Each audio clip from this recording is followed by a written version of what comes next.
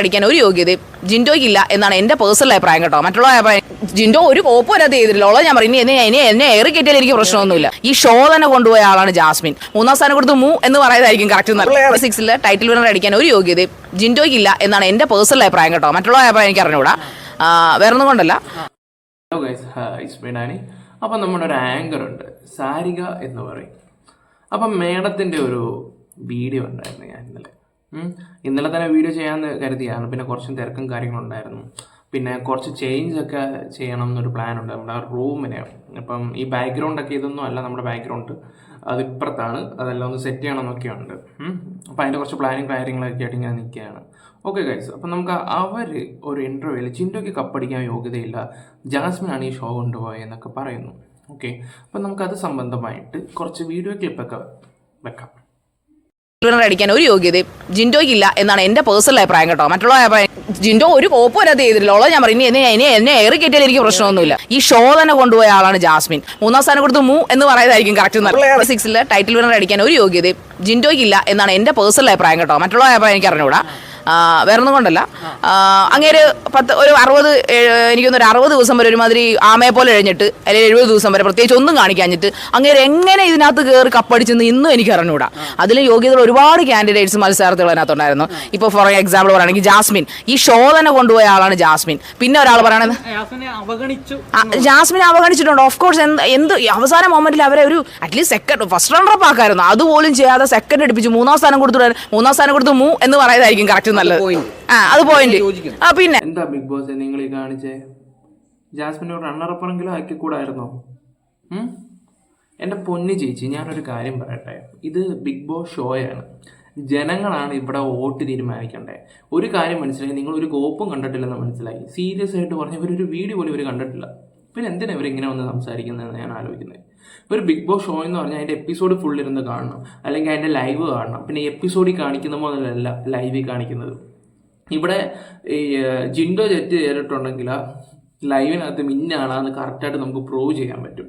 നിങ്ങൾ ഇതൊന്നും കാണാതെ ചുമ്മാ ഇരുന്ന് ഇങ്ങനെ എന്താ പറയണ്ടേ, നിങ്ങൾ ഏറിക്കേറ്റനെ എന്നും പറഞ്ഞ് ഇങ്ങനെ കിടന്ന് ചലിച്ചിട്ട് വല്ല കാര്യമുണ്ടോ? ഒരു കാര്യമില്ല. 60 ദിവസം ആമയെ പോലെ എഴുന്നത് നിങ്ങളോട് ആരാ പറഞ്ഞേ? ശരിക്കും ഹാർഡ് വർക്ക് ചെയ്തിട്ടുണ്ടെന്ന് അതിലെല്ലാം 25 പേരോട് ചോദിച്ചാലും അവർ പറയും അയാൾ ഹാർഡ് വർക്ക് ചെയ്തിട്ടുണ്ടെന്ന്.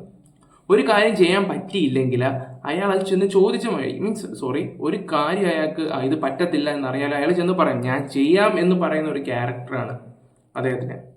അല്ല നിങ്ങളെപ്പോലെ ഇരുന്ന ഒരു മൈക്ക് കിട്ടി എന്തും വായത്താളം വിളിച്ച് പറയാന്നുള്ള രീതിയിൽ.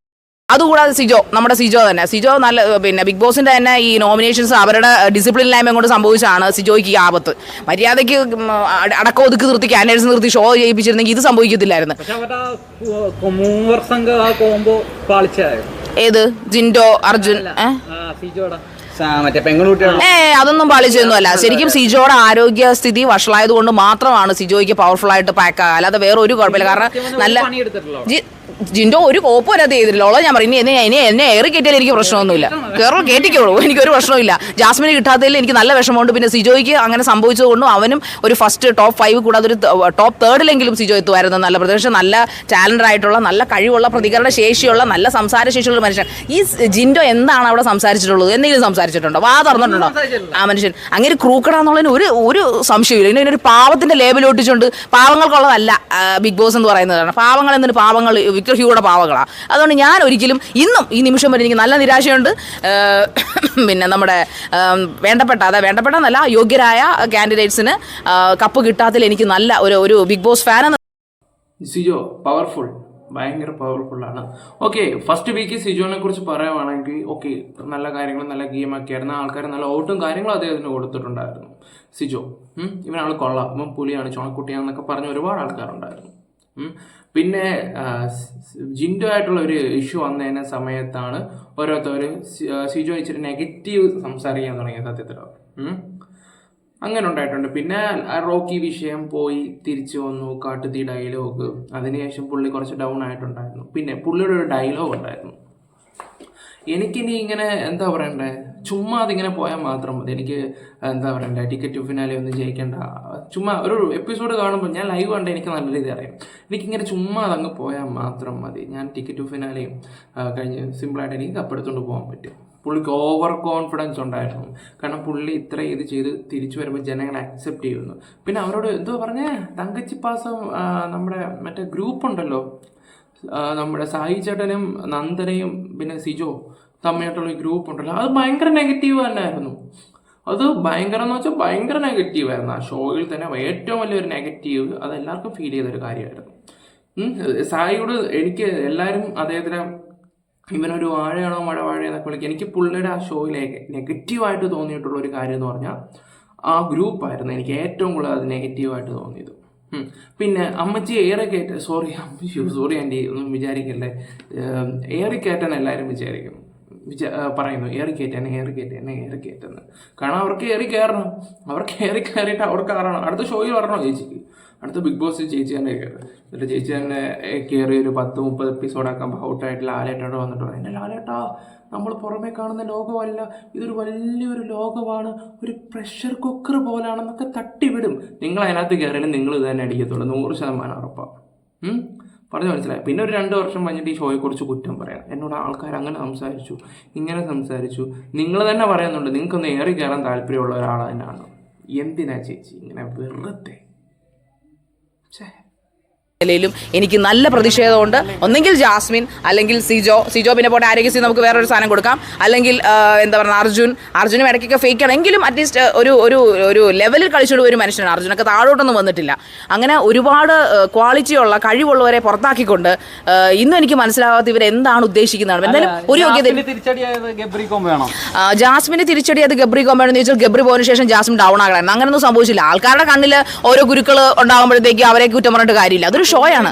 ആ കോമ്പയെ കുറിച്ച് എനിക്ക് പ്രത്യേകിച്ച് ഒന്നും പറയാനില്ല. അവരതിനകത്ത് എന്താ പറയുന്നത് 18+ ഒന്നും കാണിച്ചിട്ടില്ലെന്ന് തന്നെയാണ്. ഇന്നും തിരിച്ചു നോക്കി കഴിഞ്ഞാൽ 18+ ഒന്നും അവരതിനകത്ത് കാണിച്ചിട്ടില്ല. അവർ കയ്യെ പിടിച്ചിരുന്ന ഒരു ഉമ്മ കൊടുത്തു. അതിനിപ്പം ഞാൻ നിങ്ങളെയൊക്കെ കെട്ടിപ്പിടിച്ചിട്ട് ഉമ്മ എന്ന് പറഞ്ഞാൽ എനിക്കൊക്കെ നിങ്ങളുടെ പ്രേമമാണോ? അതൊന്നുമല്ല, അതൊക്കെ ചുമ്മാ വെറുതെ. അവർ പറയുന്നുണ്ട് കംഫർട്ട് സോൺ. പിഴിഞ്ഞ് കാശുണ്ടാക്കി നല്ല രീതിക്ക് ജാസ്മിനെ തൂക്കി തന്നെയാണ് ഇപ്രാവശ്യത്തെ സീസൺ 6 കാശുണ്ടാക്കി വെച്ചിരിക്കുന്നത്. അങ്ങേര് തന്നെ വന്ന് പറഞ്ഞല്ലോ, അതിന്റെ മറ്റേ മോളിലിരിക്കുന്ന മേലാളം തന്നെ വന്ന് ഫൈനലിസ്റ്റിൽ പറയുന്നുണ്ട്, പേരെനിക്ക് അറിഞ്ഞൂടാ. പുള്ളിക്കാരൻ പറയുന്നുണ്ട് ഈ ഷോയാണ് TRP റേറ്റിൽ ചരിത്ര വിജയം നേടിയിരിക്കുന്നത്. TRP റേറ്റിലും അതുപോലെ എല്ലാ കാര്യത്തിലും ഏറ്റവും മിസ്റ്റർ കിഷൻ, ലാലേട്ടനല്ല മിസ്റ്റർ കിഷനാണ് പറഞ്ഞത്. ഏഷ്യാനെറ്റിന്റെ ടോപ്പിൽ നിൽക്കുന്ന മനുഷ്യനാണ് അദ്ദേഹം തന്നെ, ഡയറക്ടർ അദ്ദേഹം തന്നെയാണ് പറഞ്ഞിരിക്കുന്നത് ഏറ്റവും TRP റേറ്റ് ഏറ്റവും കൂടിയ പിന്നെ ഷോയാണ് ഇത്. എങ്ങനെ TRP റേറ്റ് കൂടി? ജാസ്മിൻ അതൊരൊറ്റ പേര്, ഗബ്രി, ജാസ്മിൻ, അതുപോലെ സിജോ വിഷയങ്ങൾ, ഇതെല്ലാം കൊണ്ടാണ് TRP റേറ്റ് കൂടുതൽ. ജാസ്മിന് ഏറ്റവും ടോപ്പിൽ തന്നെ നിൽക്കാൻ. അപ്പോൾ ആ കുട്ടിക്ക് അറ്റ്ലീസ്റ്റ് അർജുൻ്റെ കാര്യം എടുത്ത് പറഞ്ഞു. അർജുൻ നമ്മുടെ 2 കാര്യങ്ങൾ മാത്രം അതിനകത്ത് ചെയ്തിട്ടുണ്ട്. 2-3 കാര്യങ്ങൾ ഞാൻ പറയാം. ഒന്ന് നോറയുടെയും പിന്നെ ജാൻമണി, പിന്നെ ടിക്കറ്റ് ഫിനാലെ അത്യാവശ്യം ഗെയിം കളിച്ചായിരുന്നു. പിന്നെ ചില കാര്യത്തിൽ പുള്ളി തന്നെ അങ്ങ് എന്താ പറയണ്ടേ, നമ്മുടെ രതീഷ് വന്നിട്ട് പറഞ്ഞിട്ടുണ്ട് സേഫായിട്ടിരുന്ന് പോകുന്ന ഒരു ഇതായിട്ട്. അത് സത്യമാണ്, എനിക്കങ്ങനെ ഫീൽ ചെയ്തിട്ടുണ്ട്. പിന്നെ ഇപ്പോഴത്തെ യൂത്ത് പിള്ളേരും കുറേ ആൾക്കാർക്ക് നല്ല സപ്പോർട്ട് ഉണ്ടായിരുന്നു. പിന്നെ ഈ പറയുന്ന അർജുനെ ഒരുപാട് ആൾക്കാരെ ഡീഗ്രേഡ് ചെയ്തായിരുന്നു. ആ സമയത്തൊക്കെ ഞാൻ ഭയങ്കര സപ്പോർട്ടായിരുന്നു അർജുന്. ഞാൻ ടോപ്പ് 5 പോലും പ്രതീക്ഷിച്ച ഒരാളല്ല അർജുൻ. ഞാൻ ബിഗ് ബോസ് ഡെയിലി കാണുന്നതെന്ന് വെച്ച്. പക്ഷെ അർജുൻ്റെ വോട്ടിങ്ങിൻ്റെ കാര്യങ്ങൾ സ്ക്രീനിൽ വന്ന് കാണിച്ചപ്പോൾ ഞാൻ ഷോക്കായിപ്പോയി. കാരണം കുറേ യൂത്ത് പിള്ളേർ, കാരണം എനിക്ക് പേഴ്സണലി കുറേ ആ സമയത്താണ് അർജുൻ പുള്ളി കോംബോ, ശ്രീതു കോംബോ അങ്ങ് ഇതായിരുന്നു. ടോപ്പ് 2 അർജുൻ വരാൻ യോഗ്യത ഉണ്ടോ എന്ന് ചോദിച്ചാൽ എനിക്കറിയത്തില്ല. എനിക്ക് അതൊരു ചോദ്യചിഹ്നം തന്നെ ആയിരുന്നു. പക്ഷെ അദ്ദേഹം വന്നു. ഇതെല്ലാം ജനങ്ങളാണ് തീരുമാനിക്കുന്നത് ചേച്ചി. ഇപ്പോൾ ചേച്ചിയോ ഞാനോ ഒന്നും അല്ല. ഓക്കെ, നാളെ ബിഗ് ബോസ് ഷോയിലോട്ട് പോകും. എന്നിട്ട് അവിടെ കിടന്നിട്ട് എന്നെ സപ്പോർട്ട് ചെയ്യണോ വോട്ട് ചെയ്യണോ എന്നൊന്നും ജനങ്ങളോടൊന്നും പറഞ്ഞേക്കരുത്. ഷോ ഡയറക്ടറിനോട് പറയണം, ഷോ ഡയറക്ടറെ എനിക്ക് ഇത്രയൊക്കെ കണ്ടന്റ് വന്ന് എന്നെ ഇവട്ട ഔട്ടാക്കല്ലേ, ഫൈനൽ 5 കൊണ്ടുവരണേ എന്ന് പ്രാർത്ഥിക്കും. അതായിരിക്കും നല്ലത്. ഇത് ചേച്ചി ജനങ്ങളുടെ ഷോയാണ്. അവർ ആദ്യം മുതൽ അവസാനം വരെ ജിൻഡോനെ ഇഷ്ടപ്പെട്ടുകൊണ്ടല്ലേ ഇത്ര 10-20 ലക്ഷം വോട്ട് അയാൾക്ക് ഇങ്ങനെ കയറി.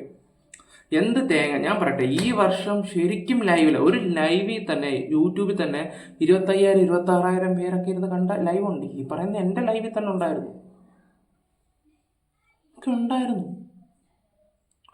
അപ്പോൾ പിന്നെ നിങ്ങൾ ആവശ്യമില്ലാത്ത കാര്യങ്ങൾ ഇങ്ങനെ ചുമ്മാ ഈ അവിടെ ഇവിടെയൊക്കെ പോയി കറങ്ങി അടിച്ച് എന്ത് മുക്കും മൂലയൊക്കെ ഇരുന്ന് കണ്ടിട്ടിരുന്ന് ഇങ്ങനെ സംസാരിക്കരുത് ദേവി ചെയ്ത്. പിന്നെ ജാസ്മിൻ ഗബ്രി കോംബോ 64 എപ്പിസോഡ് ഗബ്രി പോകുന്നവരെ എനിക്ക് ഇഷ്ടമല്ലായിരുന്നു. അതിനുശേഷം എനിക്ക് ജാസ്മിനെ അത്യാവശ്യം ഇഷ്ടപ്പെട്ട് തുടങ്ങിയ ഒരാളെ. ഞാൻ ജാസ്മിന് സപ്പോർട്ടായിട്ട് വീഡിയോ ഇട്ടിട്ടും ഉണ്ടായിരുന്നു.